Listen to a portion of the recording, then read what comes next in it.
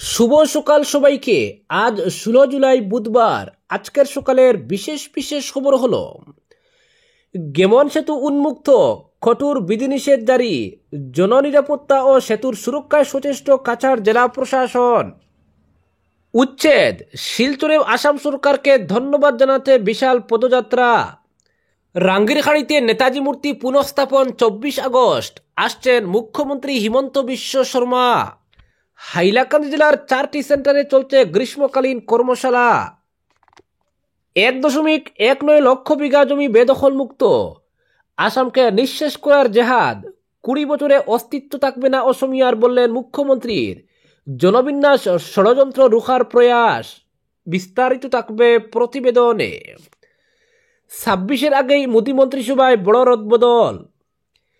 26-এর বার্তা দিতে আজ রাহুল খাড়গে রাজ্যে। গুয়াহাটির সয়গাঁওয়ে বিশাল কর্মী সম্মেলন। এবারে শুনুন বিস্তারিত খবর। দীর্ঘ 55 দিন পর স্বস্তির নিঃশ্বাস। গেমন সেতুর সংস্কার কাজের পর মঙ্গলবার বিকেলে নারিকেল ফাটিয়ে লাল ফিতা কেটে আনুষ্ঠানিক উদ্বোধন করেন দুই মন্ত্রী কৌশিক রায় ও কৃষ্ণেন্দু পাল। রক্ষণাবেক্ষণ ও মেরামতের কাজ শেষে সেতুটি ফের যান চলাচলের জন্য উন্মুক্ত হওয়ায় স্বস্তি ফিরেছে কাছাড়, শ্রীভূমি ও হাইলাকান্দির জনগণের মধ্যে। উদ্বোধনের সময় উপস্থিত ছিলেন কাছাড়ের জেলা আয়ুক্ত মৃদুল যাদব, পুলিশ সুপার নুমল মাহাতো, NHIDCL-এর জেনারেল ম্যানেজার গৌরাঙ্গ দেওগড়ে সহ বিভাগীয় পদাধিকারী ও বিজেপির নেতা কর্মীরা। উদ্বোধন শেষে বরাক উপত্যকা উন্নয়ন বিভাগের মন্ত্রী কৌশিক রায় সংবাদ কর্মীদের সঙ্গে কথা বলতে গিয়ে জানান, জরুরি মেরামতের জন্য 2 মাসের সময়সীমা নির্ধারণ করে সেতুটি বন্ধ করা হয়েছিল, কিন্তু NHIDCL কর্তৃপক্ষের অক্লান্ত পরিশ্রমের ফলে নির্ধারিত সময়ের আগেই সেতুটি জনসাধারণের জন্য খুলে দেওয়া হয়েছে। এখন থেকে এই সেতু দিয়ে চলাচল করতে পারবে হালকা যানবাহন। এভাবে 5 দিন চলার পর 5-6 ঘন্টার জন্য যান চলাচল বন্ধ রেখে গেমন সেতুর যান্ত্রিক নিরীক্ষণ করা হবে। সবকিছু ঠিকঠাক থাকলে ভারী যানবাহন চলাচলের জন্য মুক্ত হবে এই সেতু। এদিকে গেমন সেতুর কাঠামোগত স্থায়িত্ব অক্ষুণ্ণ রাখা এবং জননিরাপত্তা নিশ্চিত করতে দৃঢ় পদক্ষেপ গ্রহণ করল কাছাড় জেলা প্রশাসন। ডিজাস্টার ম্যানেজমেন্ট অ্যাক্ট 2005-এর আওতায় জারি করা এক নির্দেশনায় সেতুর উপর যান চলাচলে কড়া বিধিনিষেধ আরোপ করা হয়েছে। সেতুর উপর অতিরিক্ত বোঝা এবং অননুমোদিত যানবাহন পরিবর্তনের ফলে সৃষ্ট সম্ভাব্য ঝুঁকির প্রেক্ষিতে এই পদক্ষেপ নেওয়া হয়েছে। নির্দেশনা অনুযায়ী আগামী 19 জুলাই থেকে 40 টনের বেশি ওজন বহনকারী কোনো যানবাহন এই সেতুর উপর দিয়ে চলাচল করতে পারবে না। পাশাপাশি সেতু ব্যবহারকারী কোনো যানবাহনের গাড়ির গঠন বা বডি যদি অনুমোদনহীনভাবে পরিবর্তন করা হয়ে থাকে তাও কঠোরভাবে নিষিদ্ধ করা হয়েছে। এই নির্দেশ কার্যকর রাখতে 2 প্রান্তে দিগ্রখাল টুলগেট এবং ডলু টুলগেট সংলগ্ন এলাকায় যৌথ চেক পয়েন্ট স্থাপন করা হয়েছে। 24 ঘন্টা নজরদারি চালাতে এই চেক পয়েন্টগুলোতে পুলিশ বিভাগ, পরিবহন বিভাগ এবং জেলা প্রশাসনের এক্সিকিউটিভ ম্যাজিস্ট্রেটদের সমন্বয়ে বিশেষ টিম নিয়োজিত থাকবে। নির্দেশ অমান্যকারীদের বিরুদ্ধে ডিজাস্টার ম্যানেজমেন্ট অ্যাক্ট 2005 ও অন্যান্য প্রযোজ্য আইনের অধীনে কঠোর আইনানুগ ব্যবস্থা গ্রহণ করা হবে বলে কর্তৃপক্ষ স্পষ্ট জানিয়েছে।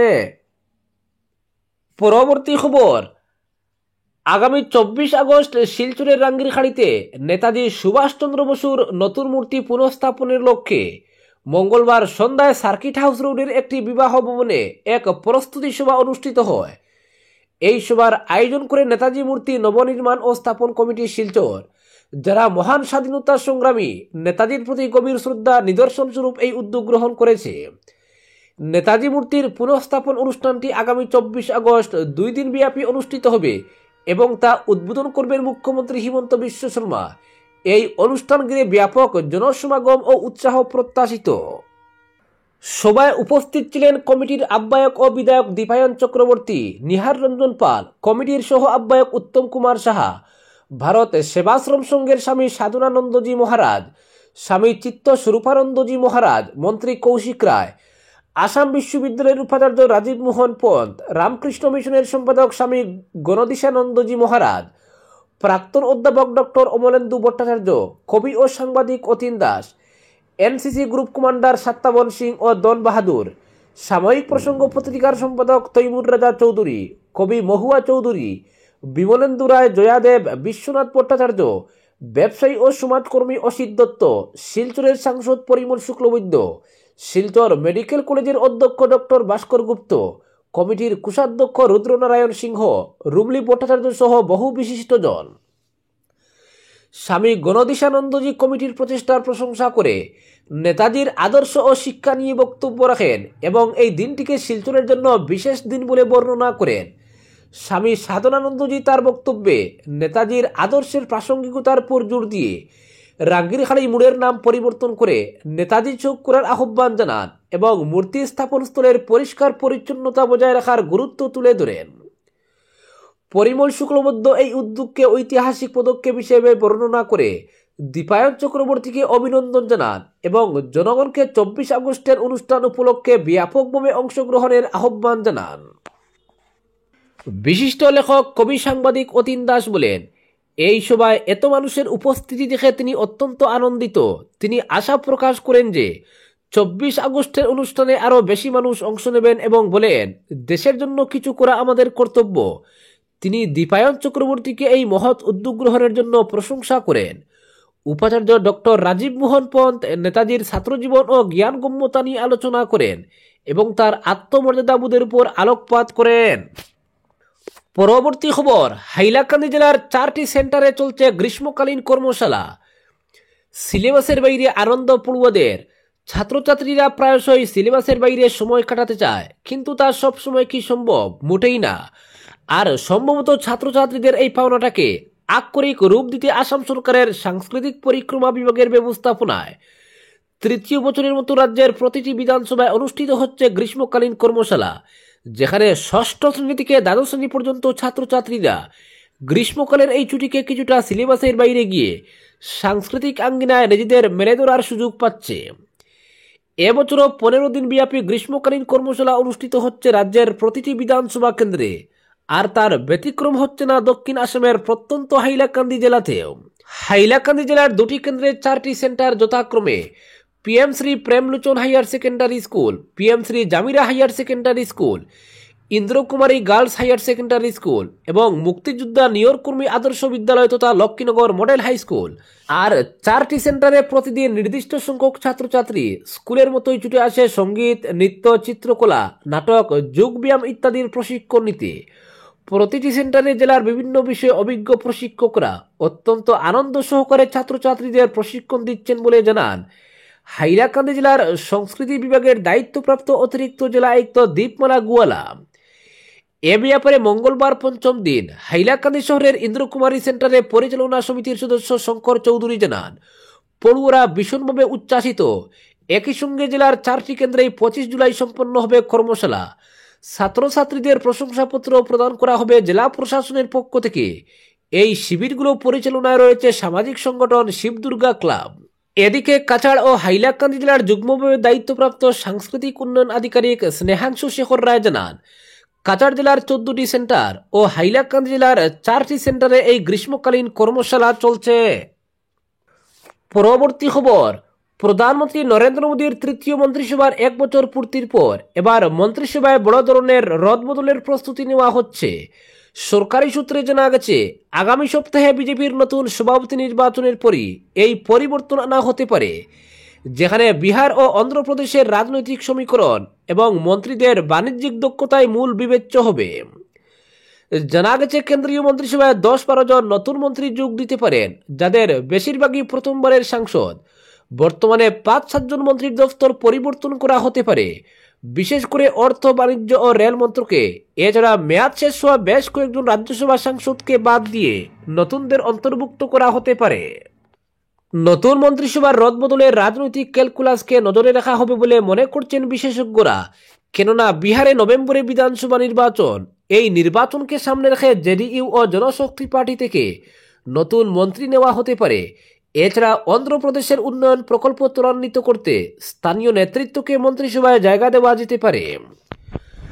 সরকারি সূত্রে জানা গেছে, প্রধানমন্ত্রী বিশেষভাবে খুঁজছেন এমন নেতাদের যারা বৈশ্বিক বাণিজ্য চ্যালেঞ্জ মোকাবিলায় অভিজ্ঞ, মার্কিন শুল্কনীতি ও G20 আলোচনায় সক্রিয় ভূমিকা রাখতে সক্ষম এবং আত্মনির্ভর ভারত মিশনের সঙ্গে সামঞ্জস্যপূর্ণ। এই প্রেক্ষাপটে রাজ্যসভায় হর্ষবর্ধন সিংলার মনোনয়নকে বাণিজ্য কূটনীতির বিশেষ পদক্ষেপ হিসেবে দেখা হচ্ছে। প্রাক্তন এই রাষ্ট্রদূত ট্রাম্প প্রশাসনের সঙ্গে ভারতের বাণিজ্য আলোচনায় গুরুত্বপূর্ণ ভূমিকা রেখেছিলেন। ধরে নেওয়া হচ্ছে এটাই নরেন্দ্র মোদীর প্রধানমন্ত্রী হিসেবে শেষ টার্ম। বাকি 4 বছরে তাকে সাফল্যের নয়া উচ্চতা তৈরি করতে হবে। যদিও জল্পনা আছে বয়সের কারণে তিনি আগেই সরে যেতে পারেন, কারণ বিজেপিতে অলিখিত নিয়ম আছে 75 পূর্ণ করার পর দল ও সরকারের গুরুত্বপূর্ণ পদ থেকে সরে দাঁড়ানো। মোদী আগামী সেপ্টেম্বরে 75-এ পা দেবেন, তাই সে সময় তিনি অবসর নেবেন কিনা তা নিয়ে তীব্র রাজনৈতিক গুঞ্জন চলছে। পরবর্তী খবর, হিমন্তের সরকার গত 4 বছরে 1,19,548 লক্ষ বিঘা সরকারি জমি বনাঞ্চল বেদখল মুক্ত করেছে।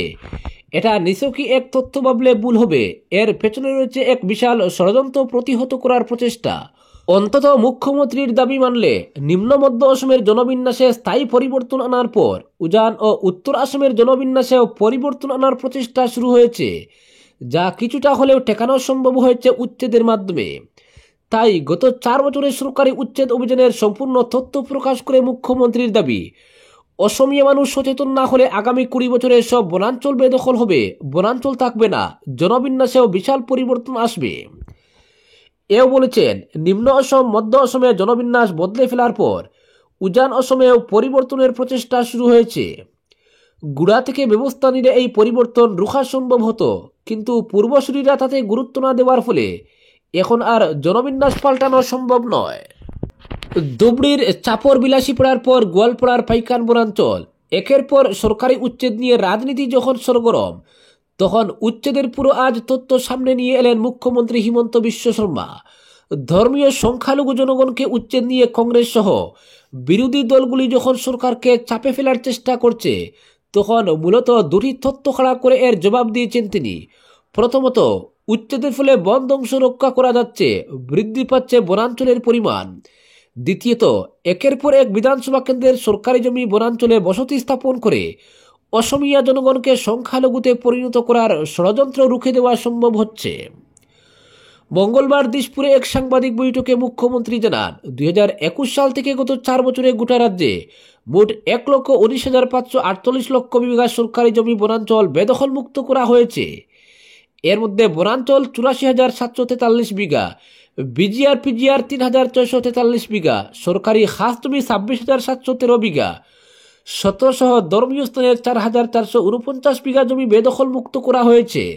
সর্বমোট উচ্ছেদ করা হয়েছে 160 বর্গ কিলোমিটার। একরের হিসেবে 40,000 একর, যা চণ্ডীগড়ের মতো মহানগরের চেয়েও বড় এলাকা। চণ্ডীগড়ের এলাকা হচ্ছে 125 বর্গ কিলোমিটার। তাই মুখ্যমন্ত্রীর দাবি, স্বাধীন অসমের ইতিহাসে এত বিশাল জমি বেদখল মুক্ত করার নজির নেই। তাছাড়া নতুন করে জমিও বেদখল করতে দিচ্ছে না সরকার। অসমে ল্যান্ড জেহাদের কথা বলা হলেও মুখ্যমন্ত্রীর দাবি, ল্যান্ড জেহাদ নয়, আসামকে নিঃশেষ করার জেহাদ চলছে। মধ্য নিম্ন আসামের পর জনবিন্যাস পরিবর্তনের চেষ্টা করা হচ্ছে উজান আসামেও। কিভাবে সেই প্রয়াস চলছে বুঝাচ্ছেন তিনি।